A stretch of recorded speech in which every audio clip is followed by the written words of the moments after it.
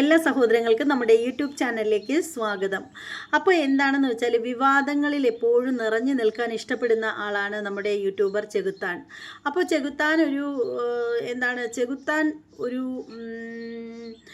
ചെകുത്താൻ്റെ ചില നേരത്തെ പറയുന്നത് പോലെ ചെകുത്താൻ്റെ ചില നമ്പറുകളുമായിട്ട് വന്നിട്ടുണ്ട്. ആരെയെങ്കിലുമൊക്കെ വിവാദത്തിൽപ്പെടുത്തണം എന്നുള്ളത് ചെകുത്താൻ്റെ ഒരു അജണ്ടയാണ്. അപ്പോൾ ആ ഒരു അജണ്ടയുടെ ഭാഗമായിട്ട് ഇത്തവണ നമ്മുടെ ചെകുത്താൻ കൂട്ടുപിടിച്ചിരിക്കുന്നത് പാവപ്പെട്ട മമ്മൂക്കയാണ്. പാവപ്പെട്ട മമ്മൂക്ക എന്ന് പറയുമ്പോൾ നിങ്ങൾ ഞെട്ടിപ്പോവും, അതെന്താ അങ്ങനെ പറഞ്ഞതെന്ന്. പാവം മമ്മൂക്ക എന്നാണ് ഉദ്ദേശിച്ചത്.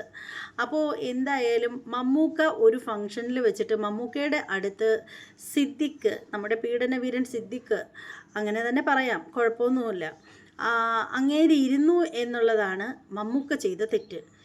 അതിനു വേണ്ടിയിട്ട് പാവം മമ്മൂക്കയെ ഇദ്ദേഹം പറഞ്ഞിട്ടുള്ള വാക്കുകൾ കേട്ടാലുണ്ടല്ലോ, മമ്മൂക്കയെ ഇഷ്ടപ്പെടുന്ന എല്ലാവരും ഇങ്ങനെ ചെകിടത്ത് നോക്കി രണ്ടെണ്ണം പൊട്ടിക്കാൻ ആഗ്രഹിക്കും. എനിക്കും തോന്നി ഒരെണ്ണം കൊടുത്താൽ കൊള്ളാമായിരുന്നു എന്ന്. കാരണം എന്താണെന്ന് വെച്ചാൽ, നമ്മളെ ഒരാൾ ഒരു ഫംഗ്ഷനിൽ ക്ഷണിക്കുന്ന സമയത്ത് നമ്മുടെ അടുത്ത് ആര് വന്നിരിക്കും, ഇന്നാരേ ഇരിക്കാൻ പാടുള്ളൂ, ഇന്നാരെ ഇരിക്കാൻ പാടില്ല എന്ന് നമുക്ക് പറയാൻ പറ്റില്ല. അവിടെ ചെന്ന് കഴിയുമ്പോൾ നമ്മുടെ അടുത്തൊരാൾക്ക് സീറ്റ് ഉറപ്പിച്ച് അവരവിടെ വന്നിരിക്കുമ്പോൾ നിങ്ങൾ എഴുന്നേറ്റ് പോകൂ എന്ന് പറയാനും നമ്മളെ കൊണ്ട് പറ്റില്ല. അതെങ്കിലും മനസ്സിലാക്കാതെ ഒരു സാമാന്യ ബോധവും ഇല്ലാതെ മമ്മൂക്കയെ തന്നെ സ്ഥിരമായിട്ട് ഇങ്ങനെ പഴിച്ചുകൊണ്ടിരിക്കുമ്പോൾ എന്താ പറയുന്നത് ഇയാളെ കുറിച്ചിട്ട്? എന്തായാലും ഈ ചെകുത്താൻ എന്താണ് പറയുന്നതെന്ന് നമുക്കൊന്ന് കേട്ടിട്ട് വരാം കേട്ടോ.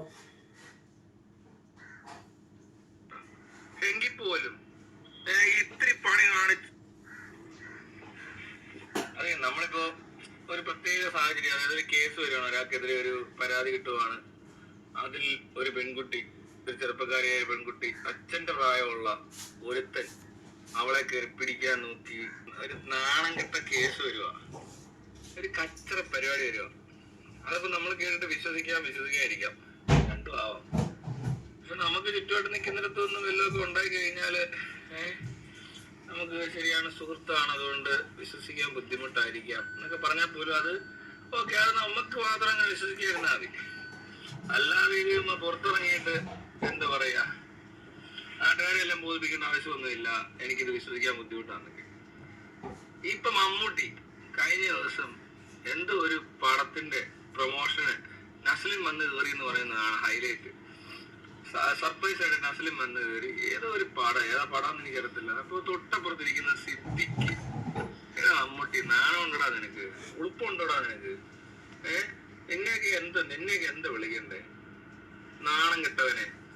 അവൻ വന്നിരിക്കും ഉളുപ്പില്ലാതെ ഇവന്റെ ഇപ്പുറത്തോട്ട് കയറ്റി ഇരുത്തിയേക്കുക.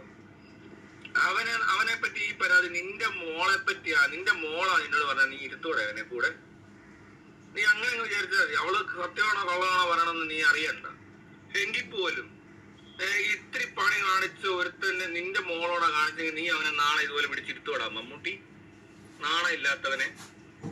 നിനക്ക് ചിലപ്പോ ബുദ്ധിമുട്ടുണ്ടാവും അല്ലേ, നിനക്ക് ചിലപ്പോ അത്ര വിശ്വസിക്കാൻ പറ്റത്തില്ലായിരിക്കും. അല്ല, ആ പെണ്ണൊക്കെ ഒരു മോശക്കാരി പെണ്ണല്ലേ, നിന്റെ മോള് മാത്രമല്ലേ മോളുള്ളൂ, അല്ലെ നിന്റെ മോക്ക് മാത്രമേ അന്തസ്സും അഭിമാനമൊക്കെ ഉണ്ടാകത്തുള്ളൂ, അവള് മാത്രമേ സത്യവും പറയത്തുള്ളായിരിക്കും. ബാക്കിയുള്ളവരൊക്കെ പറയുന്ന കള്ളമാണെന്നായിരിക്കും നിനക്ക് തോന്നുന്നത് അല്ലേ. കൂടെ കൊണ്ട് ഇരുത്താൻ പറ്റിയൊരു മുതല്. നാണം ഉണ്ടോടാ നിനക്ക്? നിനക്ക് നാണം ഉണ്ടോടാ മമ്മൂട്ടി? നിന്നോടാ ചോദിക്കുന്നത്. നീ ഇത്രക്കാരനാണ്, നീ ഭയങ്കര നന്മയും കുമ്മയൊക്കെ ഇറക്കുമല്ലോ വന്നിട്ട്. ഭയങ്കര വലിയ ഡയലോഗ് അവൻ ഭയങ്കര മിടുക്കനാണ്, അവനങ്ങ് ജനാധിപത്യവും കൊണയൊക്കെ അറിയാവുന്നവനാന്നുള്ള രീതിയിലൊക്കെ അവനങ്ങ് ഭയങ്കര അവന് കെമ്പതി ഉണ്ട്. ഇതുപോലത്തെ കള്ളത്തരം പറഞ്ഞാൽ ഇനി വരരുത് കേട്ടോടാ. നീ വെറുതെ ഉളുപ്പില്ലാത്തവൻ തന്നെ, നീ നാറിയ, അത്രേ പറയാനുള്ളൂ. ഇവിടെ ഇപ്പൊ മോഹൻലാൽ എന്ന് പറഞ്ഞാൽ പിന്നെയും ഒരു ഇച്ചിരിയുടെ ഭേദമാണ് നിന്നേക്കാളിലും. അവന് ഈ പറഞ്ഞ പോലെ ഇത്രയും ഇതേപോലെ രണ്ട് മുഖമൊന്നുമില്ല, ഒറ്റ മുഖമുള്ള ഒരു മണ്ടൻ മുഖമാണെന്നുള്ളതാണ്. നീ അങ്ങനെയല്ല, നീ വെറും മറ്റേ ഉടായ്പ മോഹന്തയാ നിന്റെ. നീ ഈ ഡയലോഗ് എല്ലാം അടിച്ചിട്ട് നീ പിറ്റേ ദിവസം ഇവന്റോട് ഇരുന്നോണ്ട് അങ്ങ് രസിക്കുവാണല്ലോ, കയറി സ്റ്റേജ് കൊണ്ടങ്ങ് ഇരിക്കുക. ഇവനൊന്നും അടുപ്പിക്കാൻ കൊള്ളത്തില്ല, മനസ്സിലായോ? അതിവിടുത്തെ എല്ലാ പെണ്ണുങ്ങളും കാണുന്ന, പെൺപിള്ളേരൊക്കെ ഇത് കാണുന്ന. നീ വലിയ മമ്മൂട്ടിയാന്ന് പറഞ്ഞിട്ട് നീ ഇത്തിരി ആൾക്കാരെ കൂടി എത്തുന്ന പറയുന്നത് ബുദ്ധിമുട്ടുണ്ടാവും. കുറ്റക്കാരനാണോ അല്ലയോ എന്നുള്ളതൊന്നും അല്ല ഇവിടുത്തെ പ്രശ്നം. കുറ്റാരോപിതനാണ്, അത് ചെറിയ കുറ്റം എന്നാൽ ആരാണ് ആരോപിച്ചിരിക്കുന്നത്? അപ്പൊ ആ പെൺകൊച്ചിനോട് എന്ത് മാന്യത നീ കാണിക്കുന്നേ? അവളെന്താ കള്ളം പറഞ്ഞാണോ നീ വിചാരിച്ചേ? നിന്റെ കുടുംബത്തോട് കയറി കാണിച്ച പോലെ തന്നെ വിചാരിച്ചാൽ മതി. അല്ല നിന്റെ മോളാ ഇത് പറയുന്നെങ്കിൽ നീ അവനെ കൂടി ഇരുത്തോന്ന് നീ ചിന്തിക്കണമെന്ന്. നീ മറ്റടുത്ത ഡയലോഗ് അടിക്കുന്നതല്ലേ? നീയൊക്കെ വലിയ മറ്റടുത്ത ആൾക്കാരാണല്ലോ. ഇവയൊക്കെ നേരത്തെ മമ്മൂട്ടി കമ്പനി എന്ന് പറഞ്ഞുകൊണ്ട് കോപ്പിറൈറ്റ് അടിച്ചപ്പോഴേ മനസ്സിലായി നിന്റെയൊക്കെ തനിനിറം എന്തുവാ. വെറും തറകളാ, അത്രേ ഉള്ളൂ. ഇങ്ങനത്തെ സിറ്റുവേഷനിലൊക്കെ തറത്തരം പുറത്തു വരുന്ന നീ അറിയാതെ. പിന്നെ കുശണ്ടി തടിയെന്ന് നമ്മൾ വിളിച്ചത് വലിയ കാര്യമൊന്നുമില്ല. പക്ഷെ ഇതൊക്കെ ഉണ്ടല്ലോ, ഇതൊക്കെ ചീപ്പാ, തേർഡ് റേറ്റ് പരിപാടികളാണ് കാണിച്ചോണ്ടിരിക്കുന്നത്. ഇത്രേ ചോദിക്കാവുള്ളൂ കേട്ടോ. നിന്റെ ആ മോന്റെ ഭാര്യയോടാണ് അവൻ ഇത് കാണിച്ചത്. ആ മോന്റെ ഭാര്യ എന്ന് പറഞ്ഞാൽ നീ പിന്നെ ഇവനെ വീട്ടിൽ കയറ്റുവോ? അല്ല നീ ഇവന്റെ കൂടെ പിന്നെ പോയി ഉണ്ടാക്കാൻ ഇരിക്കുവോ? അത്രയും വിചാരിച്ചാൽ മതി. വലിയ വർത്താനം പറയുന്ന ആളായതുകൊണ്ടാ. പിന്നെ നിന്നെയൊക്കെ ഇത്രേ കണ്ടിട്ടുള്ളൂ. ഉള്ള കാര്യം പറയാമല്ലോ, നീയൊക്കെ ഇത്രയൊക്കെ ഉള്ളൂ.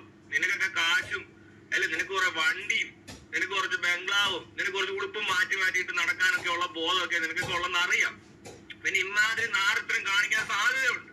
കാരണം ഇതാണ് പരിപാടിയെങ്കിൽ നീ ഇതുപോലത്തവരായിരിക്കും. അല്ല നിനക്ക് ഇങ്ങനെ ചെയ്യാൻ പറ്റുന്നേ? അത്രയ്ക്ക് കമ്പനി വേണ്ടെന്നേ. ആ കമ്പനി തൽക്കാലം ഒഴിവാക്കണം. അത്രയ്ക്കും മതി. ഇത് പബ്ലിക്കിലാ വന്നിരിക്കുന്നത്. ഈ കണ്ട പെണ്ണുങ്ങളെല്ലാം നീ എന്തോ കാണിച്ചു കൊടുത്തത്? ഇങ്ങനെ ഒരു പരാതിയും കൊണ്ടൊരു കൊച്ചു കുറെ വർഷങ്ങളായിട്ട് നടന്ന് പീഡനം അനുഭവിച്ച കഥ മുഴുവൻ കേരളം കേട്ടതാ. അത് കഴിഞ്ഞപ്പോ ഇവനെയൊക്കെ പിടിച്ച് കൂടിരുത്തുന്നത് തെണ്ടിത്തരം തന്നെയാണ് ആ മമ്മൂട്ടി. ഇത് തെണ്ടിത്തരമാ.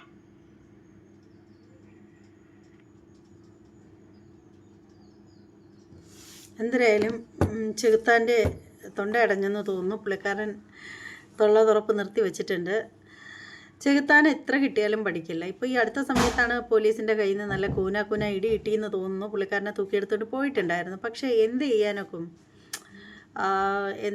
പണ്ട് ഒരു ചൊല്ലുണ്ടല്ലോ, കുഴലിനകത്ത് വാലിട്ടാലും അത് എടുക്കുമ്പോൾ വളഞ്ഞേ ഇരിക്കുള്ളൂ. അതാ ഈ ചെകുത്താൻ്റെ ഒരു സ്വഭാവം എന്ന് വെച്ചാൽ. പറയുന്നതിന് കുഴപ്പമില്ല, വിമർശനങ്ങളൊക്കെ നല്ലത് തന്നെയാണ്. പക്ഷേ വിമർശിക്കുന്നതിന് ചില ഭാഷകളിൽ കുറച്ച് ശുദ്ധി വേണം. അതില്ലാതെ എന്തും വിളിച്ച് പറയുമ്പോഴാണ് കുഴപ്പമാവുന്നത്. ഇപ്പം മമ്മൂക്കയെ ആയാലും മോഹൻലാലിനെ ആയാലും വിമർശിക്കുന്നതിലൊരു കുഴപ്പമില്ല. അവർ നമ്മുടെ രാജ്യത്തുള്ള ആളുകൾ തന്നെയാണ്. അവർ മനുഷ്യരാണ്. അവർ സാധാരണ മനുഷ്യർ തന്നെയാണ്. അവർക്കും സാധാരണ എല്ലാ മനുഷ്യർക്കും ഉള്ള കണക്കത്തെ കണ്ണും മൂക്കും വായും അങ്ങനെയൊക്കെ തന്നെയാണ് എല്ലാവർക്കും. പക്ഷേ എന്ന് കരുതിയിട്ട് ആ വിമർശനത്തിന് വേണം കേൾക്കാനൊരു അന്തസ്സ്. അതിനപ്പുറത്തോട്ട് പോവരുത് വിമർശിക്കുമ്പോൾ. അവിടെയാണ് നിങ്ങൾക്ക് പറ്റുന്ന ഏറ്റവും വലിയ തെറ്റെന്ന് പറയുന്നത്.